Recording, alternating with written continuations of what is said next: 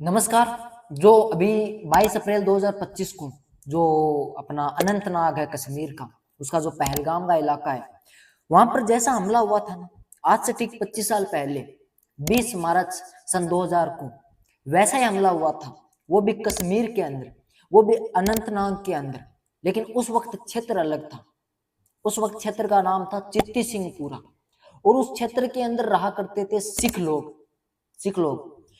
तो आज हम इसी के ऊपर बात करते हैं कि सन 2000 में जो चित्ती सिंहपुरा मैसेकर हुआ था, उसके अंदर क्या हुआ था। पहले तो सरकार के नजरिए से बात करते हैं कि सरकार ने क्या कहा है। उसके बाद एक लेट आईपीएस ऑफिसर होते हैं केपीएस गिल, यानी कंवरपाल सिंह गिल। वो इस हमले के बारे में सन 2017 में एक इंटरव्यू देते हैं। तो वो उस इंटरव्यू में क्या कहते हैं, वो किसको दोषी ठहराते हैं।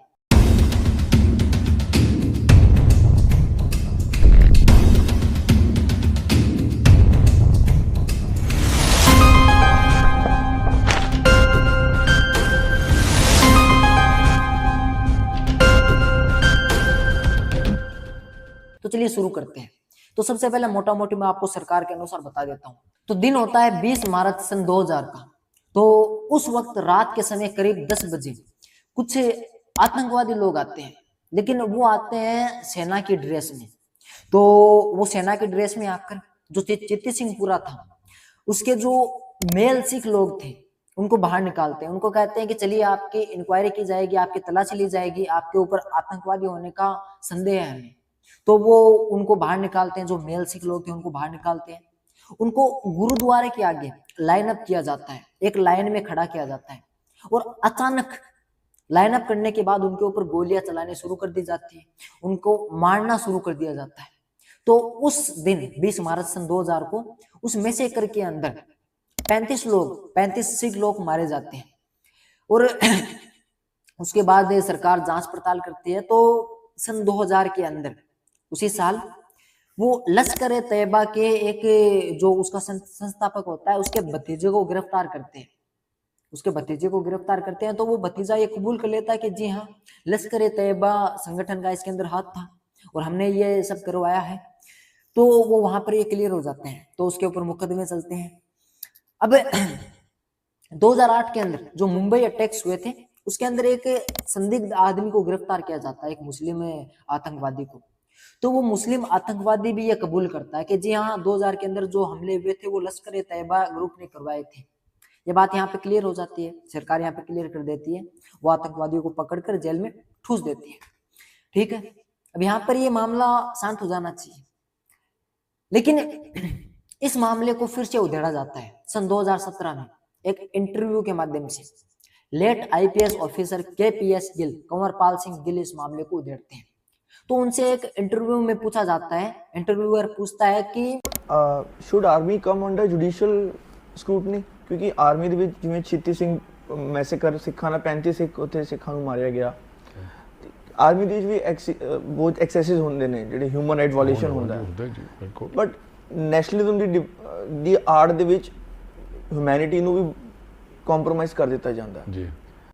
जो 2000 के अंदर जो सिख मैसेकर हुआ था, उसके बारे में आपका क्या कहना है।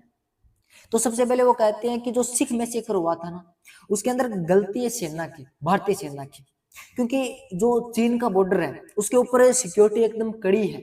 वो आईपीएस साहब कहते हैं कि उसके ऊपर सिक्योरिटी एकदम कड़ी है, चीन से कोई भी बंदा अंदर नहीं आ सकता है। लेकिन पाकिस्तान के अंदर जो सिक्योरिटी है पाकिस्तान के बॉर्डर पर, वो ढीली डाली है। एक चाइना तो दबा के तिब्बत दबा के रखे अपने बंदे उत्थे। असी जे एक सर्विसमैन बॉर्डर से सैटल कर देंगे ना, अज कोई तकलीफ नहीं सी। असी एक जना नहीं जान देंदा, सैटल तो कर देता। पंजाबी इन्ने तैयार सीगे। और अपने हिंदुस्तान वाले पाकिस्तान वालों के साथ मित्रता भी रखते हैं, वो उनके साथ तालमेल रखते हैं कि आप भाई भाई आप और हम। No Pakistani could have come inside when you had friendly people on the border. ਹੁਣ ਸਾਰੇ enemies ਹੈ, ਅਲਾਉ ਕਰਦੇ ਆ, ਮਿਲਦੇ ਉਹਨਾਂ ਨਾਲ, they give them rastas। तो वो कहते हैं कि ऐसा तो हो ही नहीं सकता है कि कोई आतंकवादी अंदर आ जाए अंदर आकर सेना की ड्रेस चुरा ले और उसके बाद वो सिखों के चित्त सिंहपुरा के अंदर चले जाए, सिखों को मार दे, और कोई ऑफिसर वहां पर आए भी नहीं, आर्मी आए भी नहीं। और वो इसके साथ ये भी कहते हैं कि बड़ी रैंक वाले ऑफिसर इसके अंदर शामिल नहीं थे, कमांडर वगैरह, बल्कि जो कैप्टन रैंक से नीचे नीचे वाले ऑफिसर थे ना, वो इसके अंदर शामिल थे। वो ये बात खुलकर कहते हैं उस इंटरव्यू के अंदर। Army jawans, some friends of theirs helped them. So army ਨੂੰ ਵੀ ਮਿਸਯੂਜ਼ ਕੀਤਾ ਗਿਆ Choose ਕੀਤਾ. ਤੇ ਆਰਮੀ ਨੂੰ ਕਿਹਦੀ Army was guilty there. Not army, the commanders, ਹਾਂਜੀ but lower level, captain tak, they were misused. और आगे उनसे पूछा जाता है कि इस मैसेकर से जो वो नरसंहार हुआ था, इससे सरकार का क्या फायदा हुआ?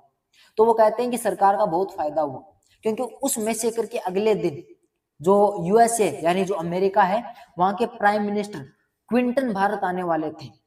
तो उस मैसेकर से ये फायदा हुआ कि जो क्विंटन था ना, उसके सामने ये दृश्य आया कि भारत के हालात बहुत ज्यादा खराब है, भारत की हमें मदद करनी चाहिए। तो भारत सरकार इसका फायदा उठाते हैं, वो क्विंटन से मदद मांगते हैं, क्योंकि उस वक्त भारत के हालात बहुत ज्यादा खराब थे। तो वो क्विंटन से मदद मांगते हैं और क्विंटन उसकी मदद कर भी देते हैं। Only this, they exposed the BJP government, and BJP government wanted to tell Clinton J&K ਚ ਕੀ ਹੋ ਰਿਹਾ, ਪਾਕਿਸਤਾਨ ਦੇ ਬਰਖਲਾ ਪ੍ਰੋਪਾਗੈਂਡਾ ਕਰਨਾ ਸੀ ਕਿ ਦੇਖੋ ਪਾਕਿਸਤਾਨ ਕੀ ਕਰ ਰਿਹਾ ਹੈ, ਪਾਕਿਸਤਾਨ ਨੇ ਸਾਡੇ ਸਿੱਖ ਲਾਈਨ ਅਪ ਕਰਕੇ ਮਾਰਤੇ, so basically BJP planted this to impress Clinton, Clinton to help India against Pakistan. ਉਦੋਂ ਆਰਮਸ ਵਗੈਰਾ ਦਾ ਬੜਾ ਸੀ ਨਾ, ਪਾਕਿਸਤਾਨ ਨੂੰ ਆਰਮਸ ਦੇ ਰਹੇ ਸੀ, ਸਾਨੂੰ ਨਹੀਂ ਕੁਝ ਏਡ ਨਹੀਂ ਦੇ ਰਹੇ ਸੀ। That was a high level politics. When Clinton was helping India, you know that. लेकिन क्विंटन अपने एक इंटरव्यू में, उसके बाद ये जो बात हो गई उसके बाद वो एक इंटरव्यू देते हैं। वो उस इंटरव्यू में कहते हैं कि उस हमले के अंदर हिंदू उग्रवादियों का हाथ था। क्विंटन खुद कहते हैं, मैं आपको स्क्रीन पर लगा दूंगा वो क्विंटन ने क्या कहा है। क्विंटन खुद कहते हैं, ठीक है, ये बात हो गई। अब आगे उस इंटरव्यू के अंदर जो late IPS officer KPS Gill है, उनसे पूछा जाता है कि इसके अंदर सिखों को निशाना क्यों बनाया गया, वाई? तो वो कहते हैं कि सीधे तौर से पहली बात तो ये है कि वहां पर मुस्लिम लोग रहने वाले थे और सिख लोग वहां पर एक्स्ट्रा थे, तो एक तो ये वजह हो सकती है। दूसरी ये वजह थी कि सिख लोगों को गुस्सा ज्यादा आता है, वहां पे मैसेकर हुआ और सिख लोग गुस्से में आ गए, वो आंदोलन करना शुरू कर दिए और अगले दिन क्विंटन आने थे, तो सरकार को उनसे ये फायदा होना था, तो सरकार का इसके अंदर हाथ था। वरना कोई आतंकवादी आ गया और सेना का ड्रेसअप कर लिया और मार दिया और वहां पर कोई फोर्सेज आई नहीं, ऐसा हो ही नहीं सकता। वो उस इंटरव्यू के अंदर साफ तौर से कहते हैं।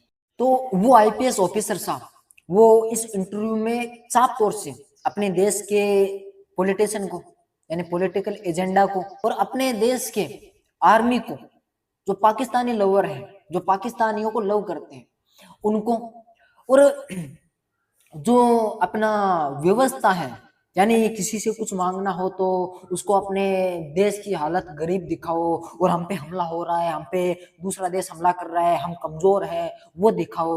ये मुख्य मुख्य उद्देश्य बताते हैं उस हमले के, उस मैसेकर के पीछे।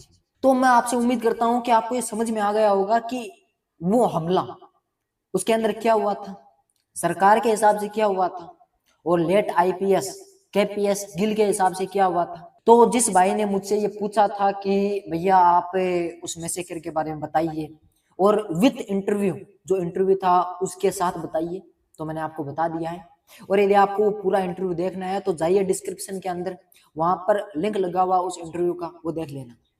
तो चलिए आज के इस वीडियो के लिए बस इतना ही, मिलेंगे अगली वीडियो के अंदर किसी नए टॉपिक के साथ। आप कमेंट करिएगा अगला टॉपिक कौन सा होना चाहिए। तब तक के लिए जय हिंद।